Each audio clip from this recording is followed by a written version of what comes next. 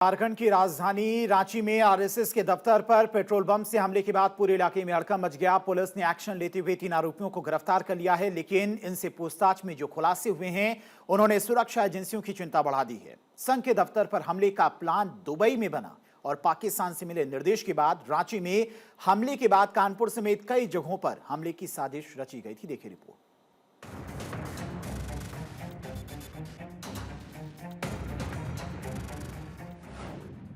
पाकिस्तान के इशारे पर देश को दहलाने की साजिश। रांची में संघ कार्यालय पर बम हमले मामले में बड़ा खुलासा। 3 आरोपी गिरफ्तार, पाकिस्तान की खुफिया एजेंसी आईएसआई से जुड़े तार। हमले का वीडियो पाकिस्तानी हैंडलर्स को भेजा, 50,000 रुपए का था ऑफर। रांची आरएसएस दफ्तर हमले के बाद कानपुर था निशाने पर।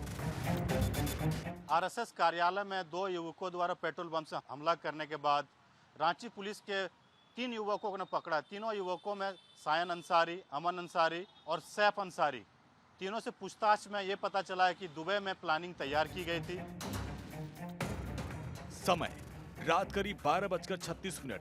स्थान रांची में आरएसएस का दफ्तर, जहां पेट्रोल बम से हमला किया गया, जिससे पूरे सूबे में हड़कंप मच गया। संघ की तरफ से पुलिस में शिकायत दर्ज कराई गई। शिकायत मिलने के बाद पुलिस एक्शन में आई और इन सब के बीच हमले का एक सीसीटीवी फुटेज भी सामने आया, जिसमें आप देख सकते हैं कि लाल ट्रैक पैंट पहने और जीन्स पहने 2 लड़के संघ दफ्तर से 10 फीट की दूरी पर पैदल आकर रुकते हैं। एक के हाथ में प्लास्टिक की थैली थी और दूसरे के हाथ में शीशे की बोतल में पेट्रोल साफ नजर आ रहा है। पहली बार में दोनों हमलावर एक बोतल में आग लगाकर आरएसएस कार्यालय के ऊपर फेंकते हैं, लेकिन वहां धमाका नहीं होता। थोड़ी देर बाद दोनों युवक वापस उसी जगह आते हैं। लाल ट्रैक पैंट पहने युवक ने पॉकेट से लाइटर निकाला और बोतल में आग लगाकर संघ के दफ्तर पर फेंक दिया और दूसरा युवक इसका वीडियो बनाता रहा और फिर दोनों वहां से फरार हो गए। पुलिस ने मामले में सर्विलांस और सीसीटीवी की मदद से 2 मुख्य आरोपियों समेत 4 लोगों को गिरफ्तार किया, जिसमें से 2 दिल्ली भागने के फिराक में थे।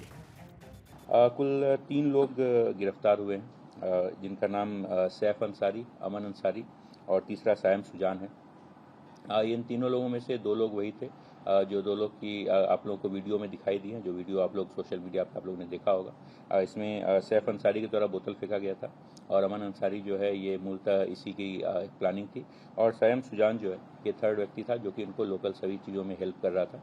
इन तीनों के अलावा भी कुछ अन्य लिंक्स हैं जिस पर फर्दर अनुसंधान किया जाएगा। पुलिस की जांच में सामने आया इस हमले के पीछे दुबई में बैठा एक नेटवर्क सक्रिय था, जिसने लोहरदगा निवासी अमन अंसारी को संघ कार्यालय को निशाना बनाने का टास्क दिया था। पुलिस ने अमन अंसारी, सैफ अंसारी और अयान खान को गिरफ्तार कर लिया। इसी दौरान कोतवाली थाना से फरार हुए सैफ अंसारी को मांडर में पुलिस एनकाउंटर के बाद दोबारा गिरफ्तार किया गया। उसके पैर में गोली लगी और अस्पताल में भर्ती कराया गया है। रांची पुलिस ने कई खुलासे किए। सैफ अंसारी ने हिंदू नाम रोहित भी रखा था। सैफ अंसारी, अमन अंसारी और सायम सुजान ने मिलकर इस पूरे हमले की प्लानिंग तैयार की थी। हमले के पीछे पाकिस्तानी खुफिया एजेंसी आईएसआई की साजिश का खुलासा हुआ है। पूछताछ में मुख्य आरोपी अमन अंसारी ने बताया कि जब वो दुबई में था तो वहां पर पाकिस्तानी हैंडलर्स हुसैन राणा और शहजाद भट्टी के संपर्क में आया। आरएसएस दफ्तर पर प्रहार, पाकिस्तान से जुड़े तार। 16 जून को रांची में संघ के कार्यालय पर हमला हुआ। अमन अंसारी, सैफ अंसारी और अयान खान गिरफ्तार। दुबई में रची गई साजिश, पाकिस्तान से मिला टास्क। लोहरदगा निवासी अमन अंसारी को हमले का टास्क दिया गया। आरोपी अमन अंसारी का आईएसआई कनेक्शन। आरोपियों ने हमले का बनाया वीडियो, 50,000 रुपए की डील। प्रारंभिक पूछताछ के दौरान कुछ इंपॉर्टेंट लिंक्स हमारे सामने आए हैं, उसमें कुछ इंटरनेशनल लिंक्स भी हैं। उन सब पे हम लोग का अनुसंधान अभी चल रहा है। हमने ये रिकमेंड किया था पुलिस हेडक्वार्टर को कि इस केस का जो अग्रतर अनुसंधान है वो एंटी टेररिस्ट स्क्वाड के द्वारा, एटीएस के द्वारा किया जाए, और हेडक्वार्टर ने उसे अनुमोदित भी किया है। इस कांड का फर्दर इन्वेस्टिगेशन जो है वो एटीएस के द्वारा किया जाएगा। पूछताछ में गिरफ्तार आरोपी अमन अंसारी ने बताया कि जब वो दुबई गया था तभी हुसैन राणा और शहजाद भट्टी के संपर्क में आया।